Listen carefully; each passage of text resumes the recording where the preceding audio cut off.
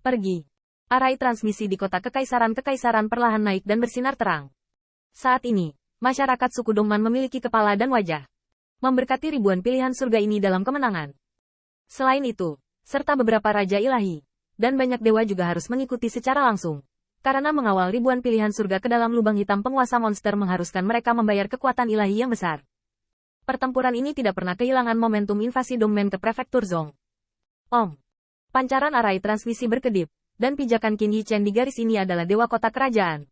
Penjaga utara kota Praja Dongman, penjara tulang. Kota ilahi.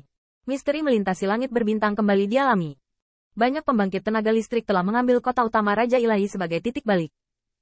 Setelah beberapa transmisi, mereka akhirnya mencapai perbatasan utara Dongman. Perbatasan utara dijaga oleh suku penjara tulang, salah satu dari 10 Raja Dewa 8. Arai transmisi berkedip. Ketika pandangan Qin Yichen dipulihkan, apa yang ada di depannya adalah kota heroik tanpa batas yang dibangun dengan tulang. Tulang putih berbentuk aneh, dengan kapal perang tulang putih terbang di langit, dan yang mengejutkan Qin Yichen adalah selain kediaman, tembok kota, dan pertahanan kota, ada juga istana penting. Itu ditumpuk oleh tulang dewa. Kota utama Raja Ilahi, masing-masing memiliki yang luar biasa. Saya baru saja berkumpul di lampu pompa, tetapi saya melihat sekelompok orang mengenakan battle armor. Tengkorak dan tengkorak, pembangkit tenaga listrik berongga, menunggu lama. Beri hormat kepada Yang Mulia. Saya telah melihat Park Lao. Saya telah melihat Anda Raja Ilahi. Dipimpin oleh penatua kedua dari tahanan tulang, nafasnya sangat ganas, seperti dewa tulang, optimisme. Mereka semua adalah jubah Dongman. Tentu saja tidak perlu bersikap sopan. Apalagi klan penjara tulang dan Raja Ilahi lainnya bukannya tanpa persahabatan. Sepanjang jalan menuju aula besar Raja Tulang, tetua kedua tahanan tulang menjelaskan, Bon Sirwang secara pribadi memimpin seseorang untuk membangun altar. Apakah Anda ingin mengundang Raja Tulang untuk kembali? Tapi melihat Yang Mulia menyerahkan 7, tidak perlu. Insiden itu terjadi tiba-tiba, dan etiket akan dihindari. Tidak akan ada apa-apa untuk saat ini. Tapi kapan altar akan selesai? Penatua kedua dari penjara Bon menjawab, itu dapat diselesaikan hingga 7 hari. Karena lokasi lubang hitam monster sovereign berbeda setiap saat, selama bertahun-tahun, Kaisar memerintahkan agar 18 kota utama keluarga Raja Ilahi telah membuat prototipe altar. Itu hanya perlu disesuaikan setelah muncul. Altar ini adalah jaminan untuk memusatkan kekuatan ilahi untuk membimbing mereka dalam lubang hitam. Qin Yichen mendongak dan melihat ke kejauhan. Lubang mata peri menembus langit dan melihat bahwa di lautan bintang, Huanyu seperti kain, dan robek dari lubang hitam. Lubang hitam ini seperti mulut penuh jurang, berdiri diam di alam semesta. Belum lagi makhluk yang diselimuti lubang hitam, beberapa di antaranya telah menyebar ke langit di atas kota ilahi penjara tulang. Bahkan susunan dewa penjara tulang telah dirobek. Hanya setelah lubang hitam sembuh barulah bisa diperbaiki. Jika kamu tidak memimpin, apalagi menemukan sisa-sisa monster sovereign lama, masuk saja ke lubang hitam, kamu mungkin tercabik-cabik oleh bahaya yang tidak bisa dijelaskan, atau tersesat dalam kegelapan abadi.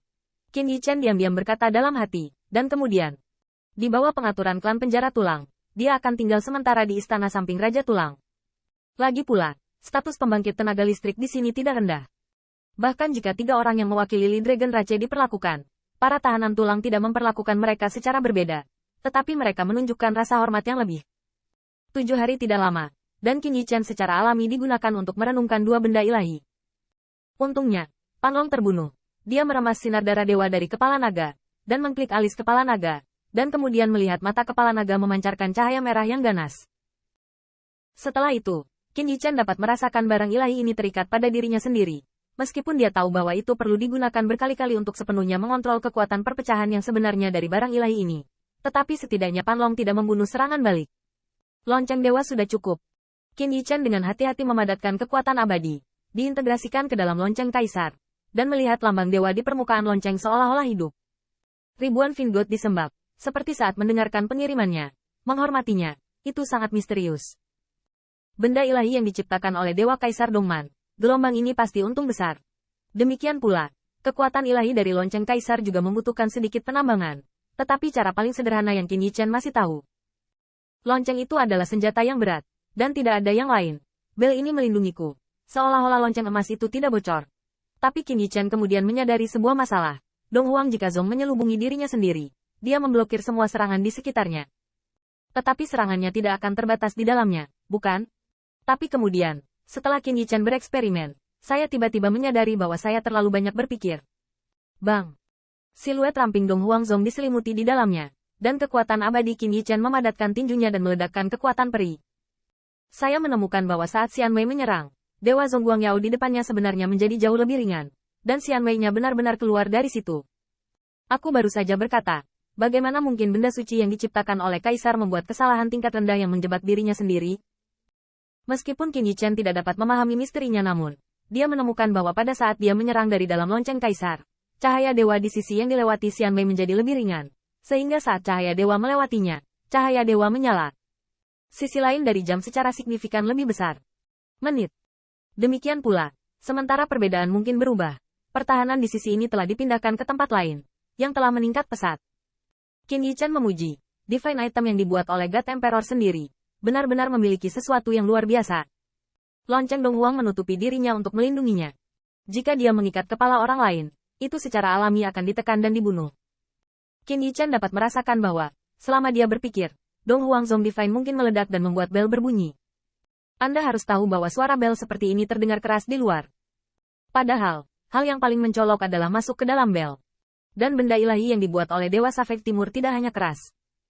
Qin Yichen memperkirakan bahwa begitu bel berbunyi, tubuh berdaging pembangkit tenaga listrik dapat dihancurkan, kekuatan abadi runtuh, dan akhirnya tragis. Bahkan jika gempa itu abadi, tato Dewa Iblis yang mendesak pola bel dapat menyempurnakan hidupnya sampai mati. Qin Yichen bahkan berspekulasi bahwa lonceng Kaisar Timur ini cukup untuk membuat dewa kematian. Barang bagus, barang sangat bagus. Saat Qin Yichen sedang mempelajari Dong Huang Bel, dia melihat Ao datang. Senior, Dong Huangzong, kamu belajar perlahan di masa depan. Waktunya mendesak. Kamu baru saja mendapat beberapa informasi tentang ribuan pusat kekuatan Bei Yao, serta teknik kultivasi-kultivasi mereka, kekuatan keseluruhan dan sejenisnya. Senior melirik. Ci Bangga terlihat sangat terburu-buru, dan Qin Yichen mengambil jalur gulungan, membukanya. Jangan bicara tentang isinya. Informasi dari North Demon Taosat Powerhouse. Ini jelas tindakan terhadap pesaing. Tapi Qin Yichen segera mengerti. Menggulingkan monster sovereign lama bersama-sama adalah satu hal. Tetapi membagi harta dari monster sovereign lama adalah masalah lain. Baik Dongman dan Iblis Utara menginginkan lebih. Jangan dipikir-pikir. Ada analisis kecerdasan Dongman di pihak Demon Utara.